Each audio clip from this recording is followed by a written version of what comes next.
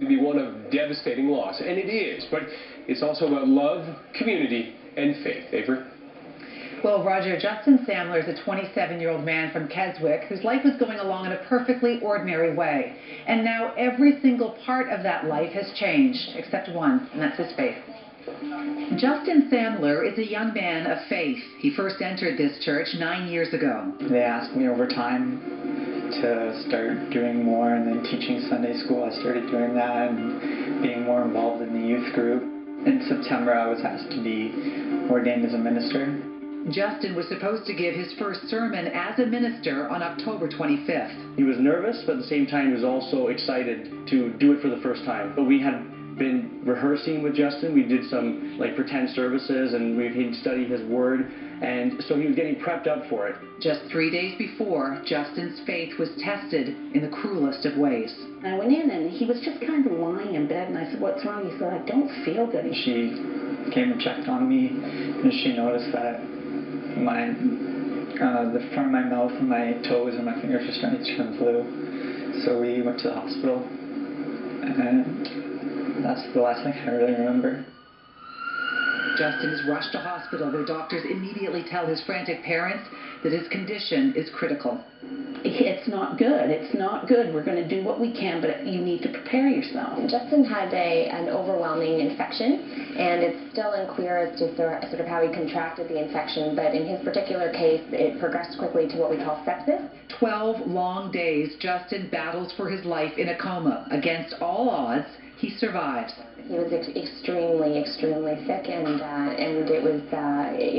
was remarkable that he was able to survive how direly ill he was when he first came in. And doctors saved Justin, but they couldn't save all of him.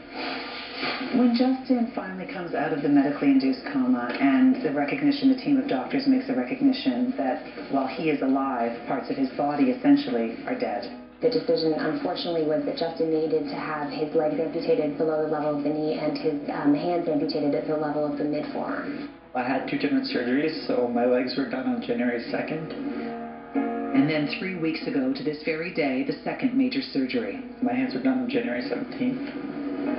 Justin Samler, who has dedicated his life to church, would have every right to rage against God. I guess it's just not in me to be angry. Just try not to think about the negative things. Things can always be worse, so. One day that he had been quite upset and he had been crying. And he turned to Mary and he said, "Oh, I'm not crying for me, I'm crying for the man in the next bed, because he was told that he's going to die." And he said, "I'm praying for him." I thought, how can you sit here in this bed with no hands and no feet, and you're praying for another person and not thinking about yourself? And a church where Justin poured his heart and soul into, that church has wrapped its arms around him. They love him so much.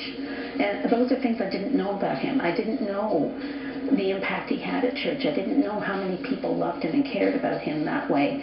And they love and care about him as much as I do. And that's incredible. Justin's congregation has launched an ambitious fundraising drive to pay for his recovery. Last Sunday was Justin's first trip back to his beloved church. What was that like, going back into the church for the first time? Oh, it was good. It's like being at home again. Dreams can change in an instant. Justin's now is to walk down that aisle, stand in front of his congregation, and deliver his first sermon. That's his goal. And I said, well, one day you're going to walk up those stairs to church and down that aisle, and there won't be a dry eye in the house. Justin will soon be released from South Lake Hospital in Newmarket. He'll be coming to a rehab center here in Toronto, where he'll have to relearn everything and will eventually be fitted with prosthesis.